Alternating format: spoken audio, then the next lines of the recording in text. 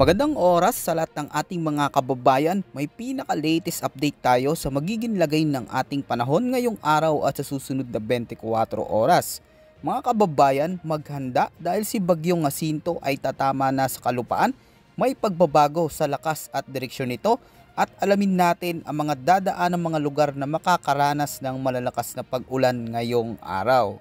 Ayon sa pinakabagong datos ng Pag-asa, ang low pressure area na patuloy nating minomonitor ay may layo na lamang na 95 kilometers ng hilagang silangan ng Birak, Catanduanes, habang patuloy na nakakaapekto ang hinihilan nitong habagat o southwest monsoon sa kanlurang bahagi ng Southern Luzon. Para naman sa weather forecast condition natin ngayong araw, sa Zamboanga Peninsula, Soc-Sargen, Mimaropa at Antique, inaasahang maulap ang kalangitan na may kalat-kalat na pag-ulan at pagkulog pagkidlat dulot ng umiiral na habagat. Posible ang panganib ng pagbaha o pagguho ng lupa sa mga lugar na apektado ng mga malalakas na pag-ulan at malapit sa gilid ng bundok. Samantala sa Metro Manila, Cagayan Valley, Cordillera Administrative Region, Central Luzon, Calabarzon, Bicol Region, Northern Mindanao, Caraga at iba pang bahagi ng Visayas, patuloy ang maulap na panahon na may kalat-kalat na ulan at bagyong dala ng LPA. Mag-ingat sa banta ng pagbaha at landslides dahil sa malakas hanggang sa matinding buhos ng ulan. Para naman sa nalalabing bahagi ng bansa, asahan ang bagyang maulap hanggang maulap na kalangitan na may mga pulupulong buhos ng ulan o pagkidlat, pagkulog, bunsod ng localized thunderstorms. Posible rin itong magdulot ng mga biglaang pagbaha o pagguho ng lupa sa oras ng malalakas na thunderstorms. Narito naman ang heavy rainfall outlook ng Pag-asa dahil sa epekto ng low pressure area at hinihilan nitong habagat. Ngayong araw, asahan ng 50 to 100 mm na buhos ng ulan sa Aurora, Rizal, Quezon, Laguna, Camarines Norte, Camarines Sur, Catanduanes, Albay, Sorsogon, Masbate, Northern Samar, maging ang Eastern Samar, Leyte, Southern Leyte, Antique at sa may Palawan.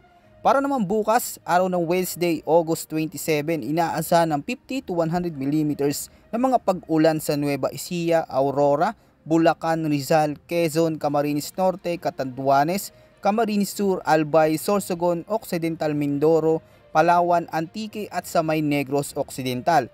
Paalala sa ating mga kababayan na mas malakas pa ang posibleng epekto ng mga pag-ulan sa mga bulubunduking bahagi at posibleng lumala ang epekto nito dulot ng sunod-sunod na pag-ulan. Ayon naman sa mga international weather model, may pagbabago sa kilos at lakas ng low pressure area na patuloy nating binabantayan. Nakikita ngayon na gumaganda na ang sirkulasyon ng LPA habang papalapit ito sa kalupaan ng Luzon. May posibilidad itong maging bagyo bago o pagkatapos tumawid sa Luzon at sakaling lumakas ay tatawagin itong Jacinto. Sa ngayon, nagdudulot na ito ng mga pag-ulan sa malaking bahagi ng Palawan, Visayas at Mindanao dala ng hinahatak nitong habagat. Bukas, inaasahang buong Luzon ang makakaranas ng ulan habang tatawid ang sistemang ito. Batay sa kasulukuyang track, posibleng tumawid ito sa bansa bilang LPA pa lamang at sa West Philippine Sea tuluyan lalakas bilang tropical depression. Sa kasalukuyan, kumikilos ito pahilagang kanluran at posibleng dumaan sa Eastern Visayas, Southern Luzon at Central Luzon bago lumabas ng bansa.